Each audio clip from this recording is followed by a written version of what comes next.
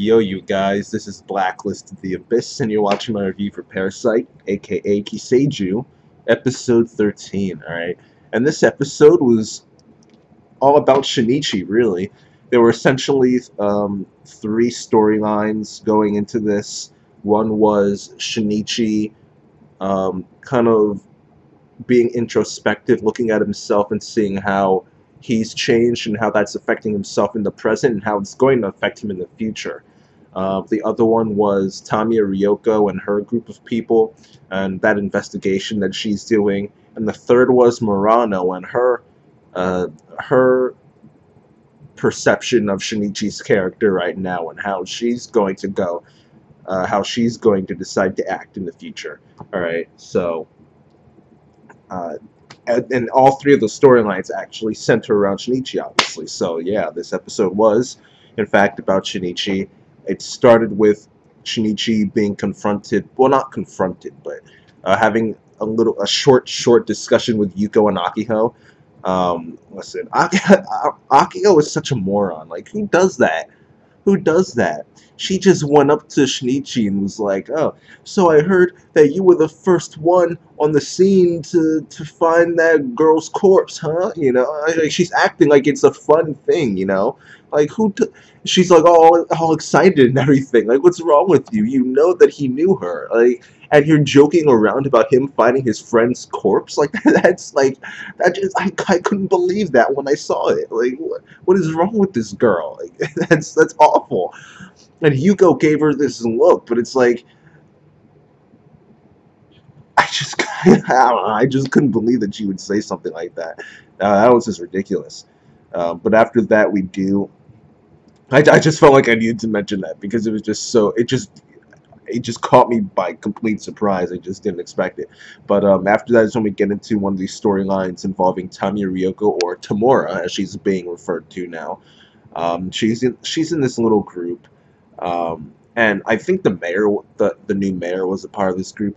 But there was another person in this group who looked like one of the people from the opening. I think, like towards the end, where you see Shinichi falling down from like the ceiling of some room, like the sky or something, and you see different faces popping up. Yuko and Akiho are actually one of the faces there. I mentioned that a while ago. All right, but I think that guy was one of the faces that popped up. I think.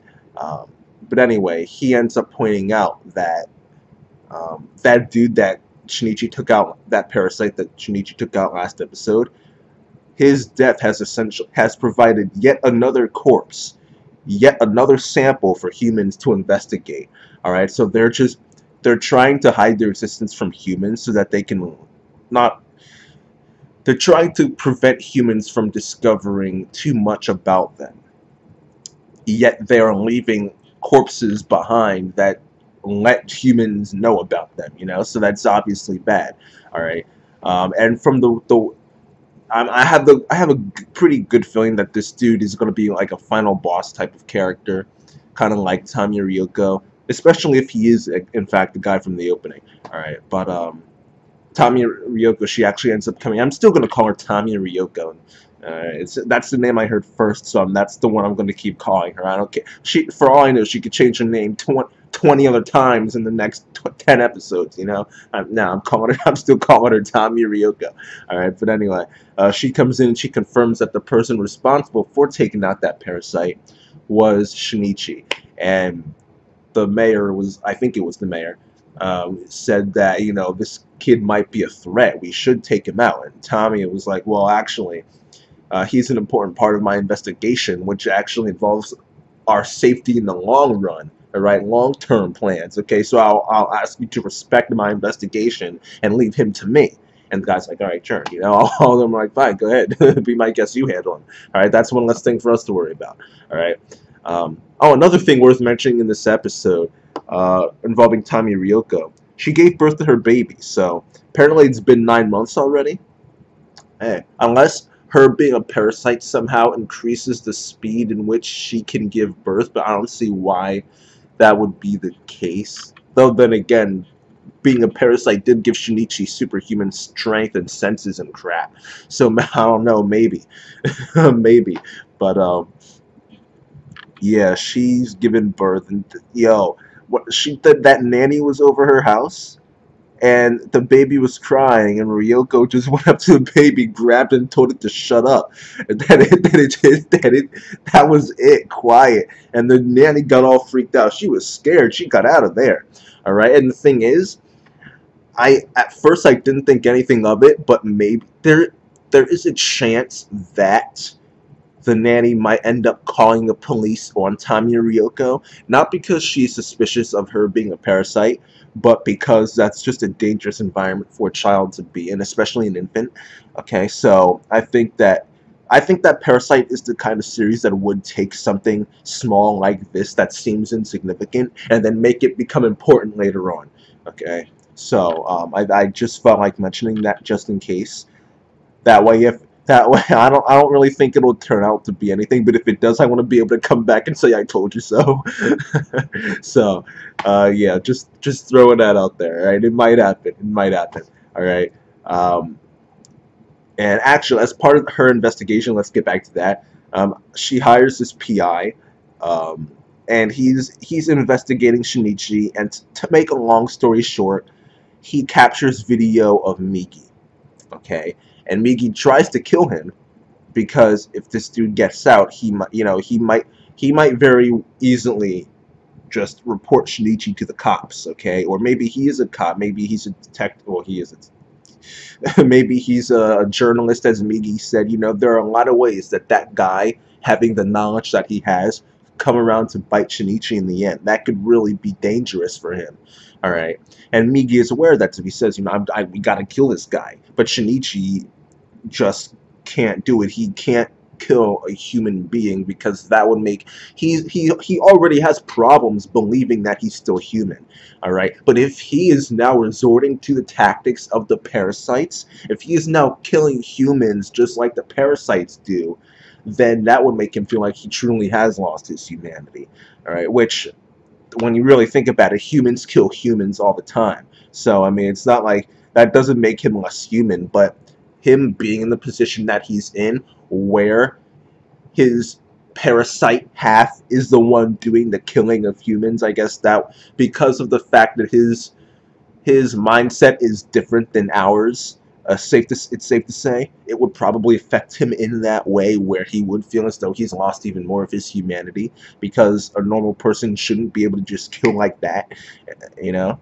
So that's he just can't do it, so he prevents Migi from killing the guy. But after Migi ends up telling him all of this even more in more detail, it makes him start to think that he might not have much time left. All right, he could be targeted by the other parasites. He could be captured by the police and taken in any minute now. He could be experimented on. You never know. He was getting so worried about this that he actually broke down. All right, of course, that he ended up calming down like a couple seconds later, just like that, because that's just what he's become at this point. Which I'll oh, actually, yeah. Let me get into this other storyline with Murano, because it actually ties into that. All right, Murano has been observing Shinichi's changes for quite a while. Okay, and she's seeing how these changes are affecting him. She just doesn't know what the source is. She doesn't know what it is that's eating up at him so much. All right, and she ends up deciding to get to the bottom of this, even more so than she was trying to before, because of the fact that Yuko's bringing up this fact that he discovered a friend of his dead, but he seems way too calm about it. Okay, way too calm about it. All right, and Shinichi ends up really, because at first Shinichi doesn't even really realize that something is wrong. We saw this before when he threw that puppy in the trash can. He's like, "Well, I don't see what the point is. It's it's dead. At this point, it's just a pile of meat." He doesn't even realize it. All right, at first, it takes him a while to realize, "Oh yeah, that's right. I normally wouldn't be acting this way. This is how I normally would have acted." Okay, so he does realize it later on, but at that point, he was a day late and a dollar short, because Murano had already seen enough. Okay, she's been caught on for a while, but at this point, it was just too much. Okay, but the realization did give us more insight into Shinichi's psychology, I guess you could say, because he's been questioning his humanity, and we find out that because you remember back when he was talking about how he can't cry anymore and stuff like that, but Maki, I think it was Maki, I think that's her name. She was saying how she felt as though he was crying on the inside. So we ended up discovering that it's not that he's lost emotion; he's just like incapable of actually showing that emotion, like actually acting on it. All right, and having it impact his, well, it doesn't, his emotion can't impact his behavior anymore, kind of. His behavior is impacted by his lack of emotion, I guess would be a way to say it. All right, but we learn here that it's not that he has a lack of emotion, he just gets over it really, really quickly. He still feels pain, he still gets sad about things, he still gets angry, he still gets hurt, and he still gets scared of things. And it's just that he forgets about it like that. And that's what we saw earlier on when he was breaking down and then just got over it. Okay? And he doesn't want to be like that anymore because it does make him feel like he's losing his humanity. He wants to be able to mourn. He wants to be able to cry. He wants to be able to feel sadness. Okay? And this ends up tying into the whole thing with him feeling as though he's going to be taken soon. It ties in with Murano because he mentioned this a few episodes ago. I forgot which one it was. Maybe episode 8 or something. I don't know. It was I don't remember which episode it was, but he mentioned that Murano is the one person who makes him feel like he isn't so far gone that he's no longer human. Murano's like the only one who is keeping him sane, kind of. All right, and he needed to see her in order to remind himself that he truly is still human, because the feelings that he gets when he's around her reminds him, I do still have emotion. I do still have feelings, all right? But at the same time, he feels as though he's going to be kidnapped, captured, attacked, killed, something. He feels like he knows something's going to happen to him sooner or later. And he felt as though this might be the last time he could see Murano. So because of the feelings that he has for her, he had to see her. Right? He had to see her. Unfortunately for him, it didn't go the way he planned for it to go. And it was kind of weird too, because this I didn't get. Right? Because Murano knows him really, really well. Okay? She can tell. She said in this episode, she can tell that he's been through something. He's been through something so traumatic that the stuff that happened, the tragedy with Kana, doesn't even affect him, because he's already used to pain even that's at a higher level than that. Okay? However, she doesn't know what. She doesn't know what it is. What painful thing could be bigger than that? She just doesn't know. He won't tell her. He won't open up, and she's trying to figure it out. All right, but she can't, and it's like she gave up too, which was weird, because despite the fact that she can see all that, she couldn't see that he wants to tell her. He just can't. All right, like I felt like that was obvious from his body language. I mean, look, it was clear he was afraid of something. He was grabbing his arm, looking down and away, and it was really abrupt the way he was doing it. It was clear by looking at his body language that he wanted to give in. He wanted to tell her, but he was trying incredibly, incredibly hard to not do it for some reason. Okay, and it just boggled my mind how she could miss that, because she never addressed it. Okay, she never addressed it. As a matter of fact, she ended up she ended up saying that, I know there's something wrong, and it's something that's destroying you on the inside.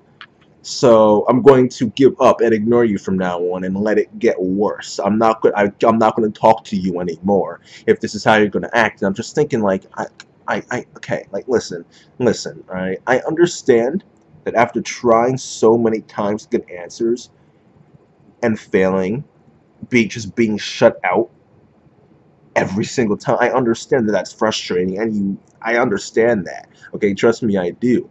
But if you care about someone the way that those two care about each other, and you know that there is some reason why he's not telling you this, which it's common sense, really. Okay, if you can read him like a book and you call him out on the fact that he's putting on a front, all right, you know for a fact that he's lying about the fact that there's nothing wrong, and you tell him that you know it, yet he still tries over and over to hide it, despite the fact that you clearly know that he's lying, then there's obviously some reason for him to keep trying to push this narrative. It's just common sense, all right? There's no reason for him to keep saying nothing's wrong if it's obvious that she doesn't believe it. That just doesn't make sense. And what's that accomplishing? There has to be some reason why he wants to continue hiding this. It's common sense. Yet she never even thinks about it. She never addresses it. She doesn't try to figure out what that reason is. She just asks him, what's wrong, what happened, and then after a while just says, oh well, it's like she's gonna let the pain eat away from him. And if anything, his reactions there, his attempt at his insisting on the fact that there's nothing wrong, should have made her realize that this is a bigger deal than she thought before. She probably thought before, like, this is just him being a guy. He just doesn't want to talk about his emotions. He just doesn't want to worry me or something like that. Okay? But at this point, where she's gone so far and he's still trying to say that there's nothing wrong, this should make her realize that this is a bigger problem than she previously thought. And that her fixing this problem, or her attempting to fix this problem, should be a higher priority than it previously was. Right? She should be, at this point, she should be trying even more now to help Shinichi. Right? She should be using other methods to try and find out what's wrong. Talking to his father, trying to talk to his mother, right? Which she's dead now. Nobuko is dead, but she doesn't know that. All right, so she should be trying to talk to her, talk to his father, try to talk to everybody who's close to Shinichi who knows anything about him, which so far, I mean, his parents are really the only ones who fit that category at this point, because it didn't look like Shinichi has many close friends other than Murano. All right. So in reality, I guess his parents would be the only two people to go to, but she should be going to them and saying, there's something wrong with Shinichi. Did something happen? He's acting differently. Something happened to him that hurt him to the point where now he doesn't even feel the pain of losing a friend. There's something wrong, and I'm worried. This is going to have some type of, like, she should be worried about what this is going to lead Shinichi to do. Is he going to be safe in the future? He might, like, hey, is this depression going to lead him to suicide? Like, this is a big deal. Like, it's a really big deal. She should be incredibly afraid for Shinichi's safety and well-being. But instead, it's like she just says, I can't talk to you anymore. And it's like, wait, no. I just didn't get it. I really just didn't get how someone who cares about him that much and knows so much about him could just say, oh well, and I just didn't get it, and people might say I'm overthinking it, but I really don't think I am, because when you look at things because we're looking at it as a TV show, we're looking through the fourth wall, but I mean, if we imagine ourselves as characters in the series, if we imagine that this is happening in real life, and this is like this is our friend who's been driven to this point where death doesn't even faze him anymore, like that's you should see a psychologist, a psychiatrist, something, talk to a therapist. Like it's very, very serious stuff. I would be worried for their well-being, big time. All right, like, that's a big deal, and it feels as though she's just saying, oh well, whatever. You don't want to tell me, then fine, I'll stop asking, like that. And that's not the way to go at all. It really isn't. So I just didn't get it. I just didn't understand how she could react in that way. But one thing I do understand, though, is that she's probably gonna die. And I predicted this a while ago. I said that there's going to be some tragedy where Murano ends up dying. However, I wasn't 100% confident that would happen. I still left it open and saying that I don't want her to die, and there is a chance that she won't, and that she could stick around as that character who can prevent Shinichi from going over the edge and losing his humanity forever. But it's still a horror series, and people die. Uh, and now I'm convinced of it. Murano is done. She's done for. I have no more hope at her survival. Sooner or later, she's going to die. I'm very confident of that fact now, because this is like, we've seen this a couple times where the relationship seems to fall apart, and every time it falls apart, it never truly recovers. It never really does. They put a couple band-aids on the wound, but the band-aids fall off after a while. They try to tape up, it breaks apart, they try to tape it up, but it's still all raggedy and stuff. It's not the way it used to be, okay? And their relationship has just been steadily getting worse and worse and worse, to the point where it doesn't look like it can be fixed at this point. And I honestly don't think that there is any hope of Murano surviving at the end of these 24 episodes. I really don't think there is. She's done. She's just done, in my opinion. I think that's it. I really do. All right. But yeah, that's it, you guys. Oh, well, actually, one last thing I want to mention. That ending. That ending was really awkward. Like, it really was.